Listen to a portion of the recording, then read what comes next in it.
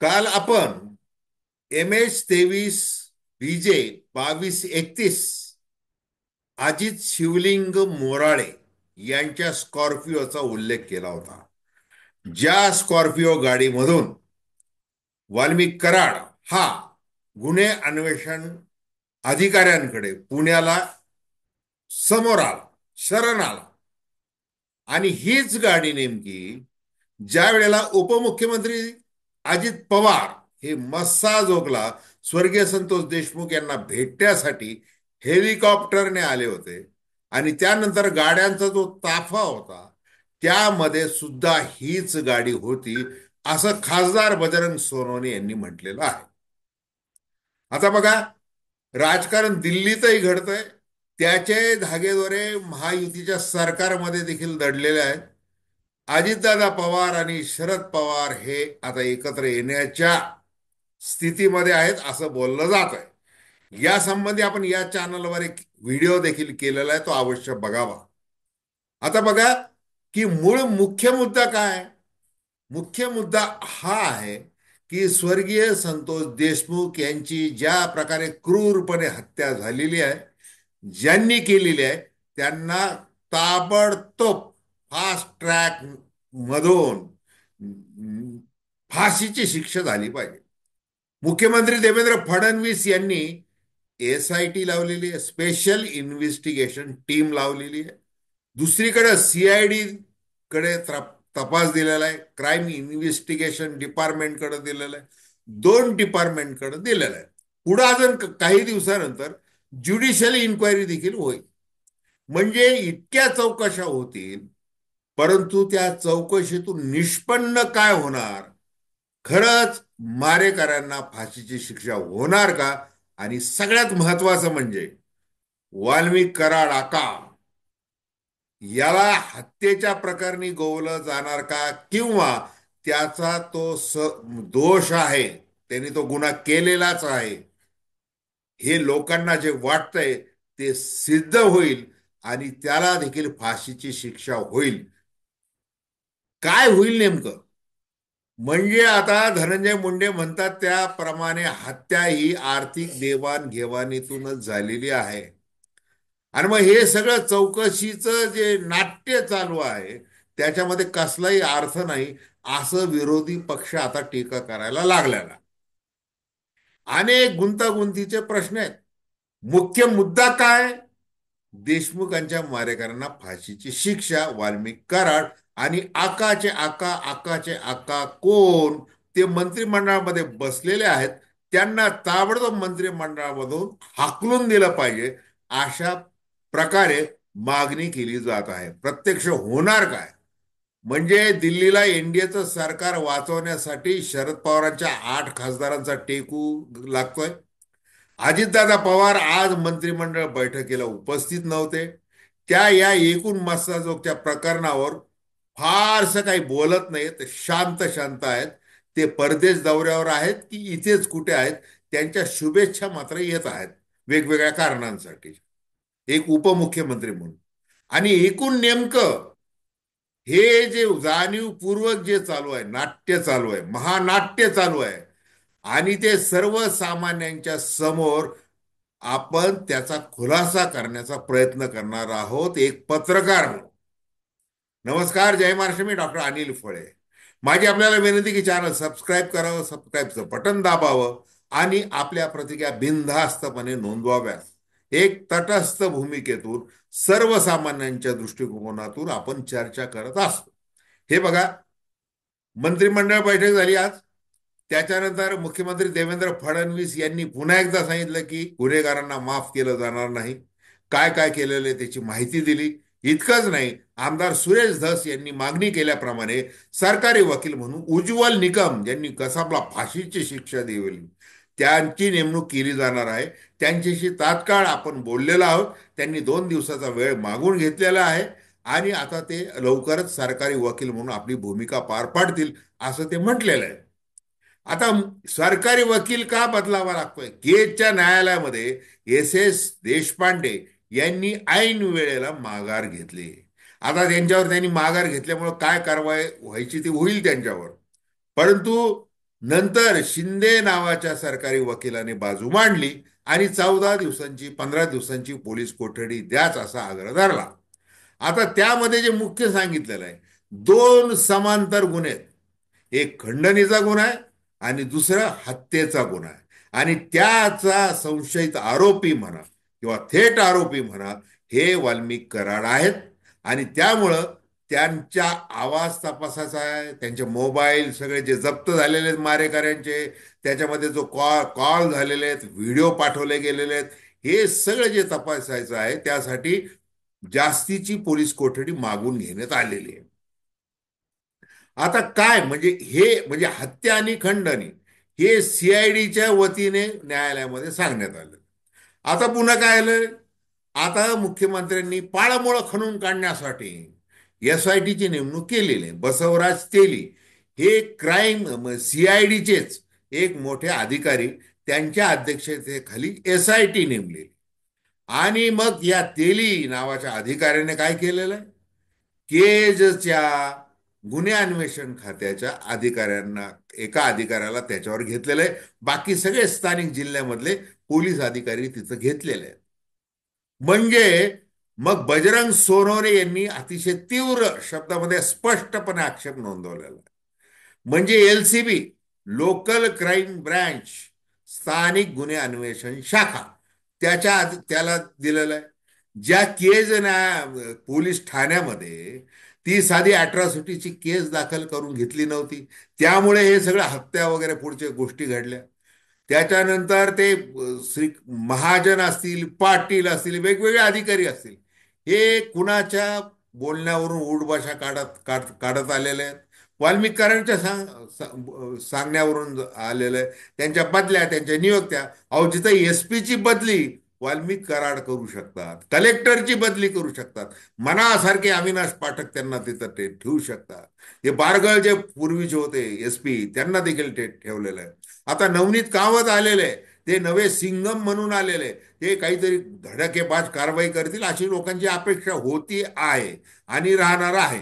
आता काल त्यांनी एक कर्तृत्व गाजवलं. काय कर्तृत्व गाजवलं? जलसमाधी घेण्याचं आंदोलन जे करत होते गावकरी, त्यांना समजावून सांगितलं आणि त्यांना त्या पाझर तलावातून बाहेर काढलं. हे त्यांचं कर्तृत्व. बाकी काय याच्यावर प्रश्नचिन्ह आहे. आता मूळ जे त्यांच्या हाताखालचे जे अधिकारी आहेत, केज, अंबाजोगाई, परळी, या विशेषतः या भागामधले हे सगळे अधिकारी जे आहेत, ते कुणाचे चमचे आहेत, कुणाची हुजरेगिरी करत आलेले आहेत, सगळे खाकी वर्दीवाले. आता एखादा अपवाद असू शकतो तर तो कोण, असा शोधायचा जर प्रयत्न केला तर तो सापडणार नाही असं म्हटलं जात आहे. पत्रकार घाबरतात ते नाव सांगायला, वकील, सगळे वकील, आता सरकारी वकील तर काय दिवे लावले त्या देशपांडेंनी ते पाहिलं. अशा पद्धतीचं सगळं दहशतीचं वातावरण आज देखील आहे, अजून देखील आहे. आणि मग मीडिया ट्रायल होती असं सरकारी वकील, त्यांचा तो वाल्मिक कराडचा वकील म्हणतोय. आणि तेच धनंजय मुंडे यांनी आज मंत्रालयामध्ये ज्यावेळेला पत्रकारांशी बोलत होते, तेव्हा आमच्यापेक्षा आधी मीडियालाच अधिक कळत, म्हणजे मीडियावर आता ते राग काढायला लागले. म्हणजे धनंजय मुंडे आणि वाल्मिक कराड यांचं जे काही सख्य आहे, ते सख्य सांगण्याचा बजरंग सोनवणे यांनी या गुन्ह्याच्या संदर्भात बरंचसं त्यांनी जे भाष्य केलेलं ते फार महत्वाचं आहे. त्यांनी सांगितलेले की 11 डिसेंबरला गुन्हा दाखल झाला ती खंडणीचा. त्याच्यानंतर त्यावेळेला वाल्मिक कराड हे तिथेच होते परळीला. मग ते केजला त्यांनी काय केलं, केजला त्या अधिकाऱ्यांना बोलवलं केजच्या, त्यांच्याशी चर्चा केली. मग गुन्हा एकीकडे होतोय दाखल आणि ते अधिकारी कुणाशी जाऊन चर्चा करतात, ज्याच्या विरुद्ध खंडणीचा गुन्हा दाखल केलेला आहे त्याच्याकडे. आणि मग हे गुन्हेगार कराड आणि पोलीस अधिकारी यांची चर्चा कोणत्या ठिकाणी होती? ती धनंजय मुंडे यांच्या कार्यालयामध्ये होती. मग तिथून हे कराड महाशय निघतात 12 डिसेंबरला. कुठं निघतात ते वेगवेगळ्या दिशेने निघतात. म्हणजे ते ऑफिसला भेटतात, त्याच्यानंतर ते फार्म हाऊसवर गेले धनंजय मुंडे यांच्या. त्याच्यानंतर 15 तारखेला, 15 डिसेंबरला ज्या वेळेला धनंजय मुंडे शपथ घेणार की नाही, त्यांना घेऊ दिली जाणार की नाही, त्यांना मंत्रिमंडळात घेणार की नाही, असे सगळे प्रश्न मीडिया विचारत होता. आणि मग धनंजय मुंडे त्या तिथं राज्यपालांसमोर अवतरले आणि त्यांनी कॅबिनेट मंत्री म्हणून शपथ घेतली. त्यावेळेला वाल्मिक कराड हे नागपुरात होते. मग त्यांना नागपुरात कुणी आश्रय दिला होता? विधिमंडळाच्या पटलावर हे आलेलं आहे. विरोधी पक्ष नेत्यांनी असं सांगितलेलं आहे की वाल्मिक कराड हा नागपूरमध्येच आहे, त्याला कुणी लपवलेलं आहे. हे आज बजरंग सोनवणे यांनी पुन्हा ते सांगितलेलं आहे.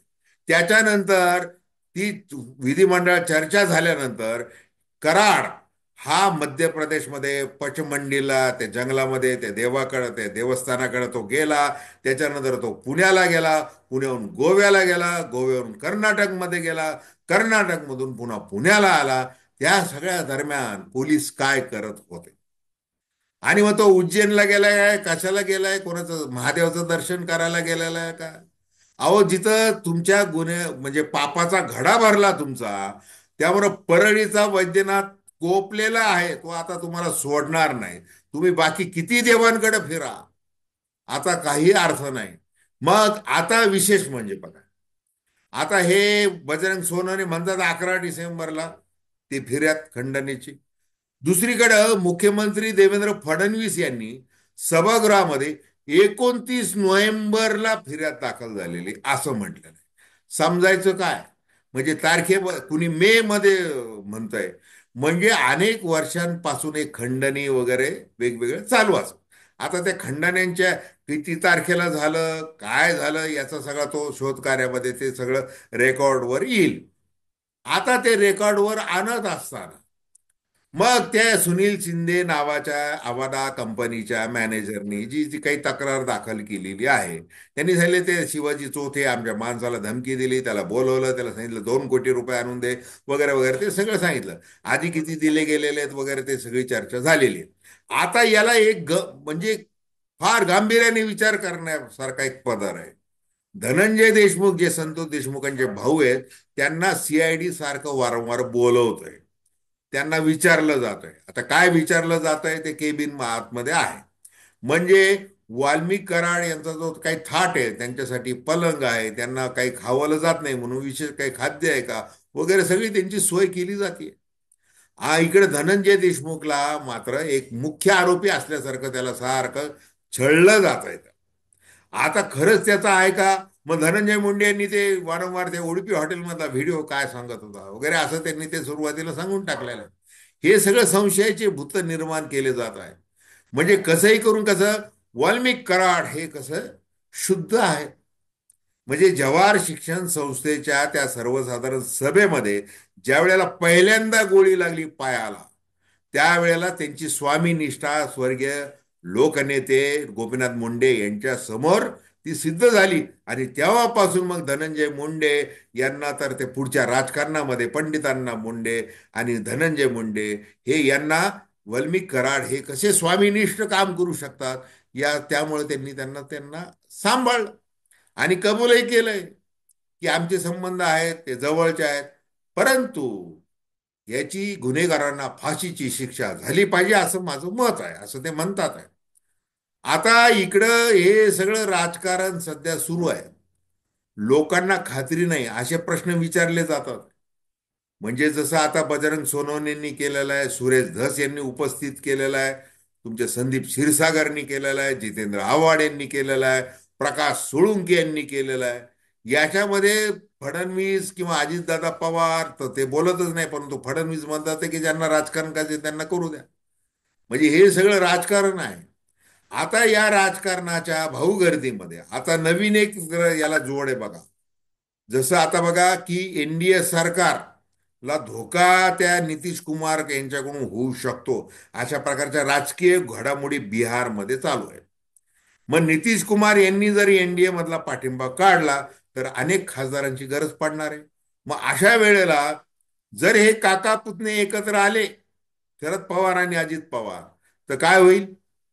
तर ते फायद्याचं होईल, कारण ते 9 खासदार आपल्याला टेकू म्हणून वापरता येतात. मग आता हे करायचं जर असेल तर मग काय की हे जर एकत्र आले तर मग ते लोकनेते शरद पवार तर मागचा जोगला येऊन बरंच काही बोलून गेलेले आहेत. मग ते धनंजय मुंडेंचं काय करणार आहे? जितेंद्र आव्हाडचं काय होणार आहे? असे अनेक प्रश्न आहेत. आणि मग हे जे तपास कार्याचं जे काही एवढं सगळं पसरवलं जात आहे, तीन तीन चौकशा, तेच म्हणजे इकडं सीआयडी पण तेच करणार आहे, एसआयटी पण तेच करणार आहे, ज्युडिशियल इन्क्वायरी पण तेच करणार आहे. एवढं सगळं होऊन मग पाळंमुळं खणून काढण्यासाठी हे करावं लागणार आहे. मग त्याच्यामध्ये पारदर्शकता पाहिजे, ट्रान्सपरन्सी पाहिजे, लोकांना समजलं पाहिजे नेमका काय तपास होतोय, आणि क्रॉस एक्झामिनेशन झाली पाहिजे. त्यामुळे कोणाला कसं आहे, झुकतं माप म्हणजे कोणाला वाचवलं जाऊ शकत नाही. गुन्हेगारापर्यंत ते हात पोहोचले पाहिजेत. अहो, जे फरार गुन्हेगार आहेत त्यांचं काय? सुदर्शन घुले कुठे आहे? सुदर्शन घुले म्हणजे आता तर हद्द झालेली आहे. विजय वडेट्टीवार यांनी असं म्हटलेलं की वाल्मिक कराडचंच एन्काउंटर होऊ शकतं. मग आता वाल्मिक कराडचं जर एन्काउंटर होऊ शकतं असं जर बोललं जाऊ शकतं, तर मग अंजली दमानिया यांना जो काही कोणी दारूच्या नशेत म्हणा, जो काही कॉल केला होता की कर्नाटकमध्ये 3 मृतदेह सापडलेले आहेत आणि ते मृतदेह कुणाचे आहेत? ते काही आरोपींचे आहेत, ते फरार फरार आरोपींचे आहेत का, असं त्यांनी म्हटलेलं आहे. आता कशात काय तथ्य आहे वगैरे सगळं चौकशीमध्ये येत राहील. पण आता कसं आहे की जाता जाता एक ऐका, ती गाडी पुन्हा स्कॉर्पिओ गाडी 27-28 लाख रुपयांची गाडी. आता ते हिशोब करायला गेलं तर म्हणजे किती कोटी रुपयांचा करायचा हाच प्रश्न आहे. म्हणजे ती त्या गाडीची किंमत अगदी क्षुल्लक आहे. म्हणजे एखाद्या साध्या जे पत्र्याच्या घरात वाल्मिक कराडचा माणूस राहतो त्याच्याकडे ती गाडी आहे, म्हणजे ती किती क्षुल्लक आहे ती बघा. परंतु आपल्या सर्वसामान्यांना ती आलिशान आहे. त्या गाडीचं काय? ती नेमकी अजितदादा पवार यांच्या ताफ्यामध्ये होती आणि त्या गाडी मालकाचं नाव देखील अजित शिवलिंग मोराळे. अर्थात हा योगायोग आहे, त्याच्यामध्ये काही फार त्याचं गांभीर्य बाळगायचं कारण नाही. मग आता त्या गाडीबद्दल प्रश्न विचारला जातोय, वेगवेगळे प्रश्न विचारले जातात आहे. मग आता नेमकं जे आहे ना, वाल्मिक कराड यांचं काय होणार आहे? म्हणजे काही दिवस आता मुख्यमंत्री देवेंद्र फडणवीस यांनी असं सांगितलेलं आहे की आम्ही 3 ते 6 महिन्यामध्ये याचा निकाल लावणार आहोत, म्हणजे निदान निष्कर्षाप्रत येणार आहोत. तर ते खरंच ते येतील का? आणि मस्साजोगच्या गावकऱ्यांसह महाराष्ट्रातल्या तमाम सर्वसामान्य लोकांना च्या मनामध्ये जी भावना आहे संतोष देशमुख यांच्याबद्दलची, आणि त्यांना न्याय मिळाला पाहिजे ही जी मागणी आहे, ती खरंच पूर्ण होईल का? हेच आता आपल्याला बघायचं आहे की वाल्मिक कराड यांचा अर्थार्थी कशाशाही संबंध नाही. ते निर्दोष आहेत. जी काही हत्या झालेली आहे ती आर्थिक देवाणघेवाणीतून झालेली आहे. आवदा कंपनीच्या आवारामध्ये जे मारहाण झाली त्याचे व्हिडिओ प्रसारित झाले. त्याच्यानंतर त्या आरोपींनी दुसऱ्या दिवशी सरपंच देशमुखांना किडनॅप केलं, त्यांनी मारलं, त्याचे कुठले कॉल केले गेलेले नाहीत वगैरे वगैरे असं होतं. त्याच्यामुळं खंडणी तर मागितलेली नाहीच आहे. कारण ती आवादा कंपनीच्या याच्यावर काय त्यांचाही गाळा कुणी दाबू शकतं ना अधिकाऱ्यांचा. अधिकाऱ्यांना सांगितलं साहेब तुम्ही, त्यांनी जर फिर्यादच मागे घेतली तर करणार काय खंडणीची? म्हणजे खंडणी नाही आणि हत्या तर नाहीच नाही, वाल्मिक कराड हे निर्दोष सुटणार असं देखील होऊ शकतं अशी चर्चा आहे. म्हणजे काय की फक्त आता हे जे काय चालू आहे हे चौकशीचं नाट्य चालू आहे, महानाट्य चालू आहे. आणि ज्या पद्धतीने वाल्मिक कराड शरण आला, तर त्याची जी काही पद्धत होती ती पद्धत ही सगळ्यांनी पाहिलेली आहे. आणि पुन्हा योगायोगाने जाता जाता काय सांगायचं आहे, विष्णू चाटे अजित पवार गटाचा तालुका अध्यक्ष, अमुक त्या ज्यांची संध्या सोनवणे वगैरे त्या ज्या आहेत त्या अजित पवार गटाच्या, हे सगळं ती गाडी जी आहे ती शासकीय कंत्राटदार, हे सगळं जे आहे हे सगळं जे साठ लोट सगळं जे झाकलं जात आहे, म्हणजे जे काही समोर येत आहे ते लोकांकडून समोर येत आहे. अंजली दमानिया यांना निनावी सगळी माहिती मिळते, तशीच पोलिसांना देखील ती मिळते, पत्रकारांना ती मिळते. आणि फक्त पत्रकार, सर्वसामान्य माणूस आणि ज्याला नाव सांगायची भीती आहे असे सगळेजण फक्त चर्चा करत राहतील राहतील राहतील. आणि या या ह्या हत्येचा निकाल, आरोपींचं काय होणार हा देखील प्रश्नच आहे. आता त्याचं समजा झालीच शिक्षा, तर हे फरार जे आहेत ते आणि हे जे पकडले गेले ते एवढ्यांना शिक्षा होऊ शकते, बाकी काही याच्यातून निष्पन्न होऊ शकत नाही. असं सगळं एकूण परिस्थितीतून निदान या क्षणाचे दिसतंय. आणि जर भाग्य नशीब जर असेल सर्वसामान्य लोकांचं, की राजकारण बाजूला ठेवलं जाईल, पक्ष बाजूला ठेवला जाईल, मैत्री बाजूला ठेवली जाईल, स्वामीनिष्ठा बाजूला ठेवली जाईल आणि वाल्मिक कराड यांना खंडणीच नाही तर हत्येच्या प्रकरणी देखील दोषी ठरवलं जाईल आणि त्यांना फासावर लटकवलं जाईल. आता बघूयात काय होतं ते. तर धन्यवाद. हा व्हिडिओ आपल्याला आवडला असल्यास अवश्य शेअर करा, सबस्क्राईब करा आणि आपल्या प्रतिक्रिया बिनधास्तपणे नोंदवा. धन्यवाद.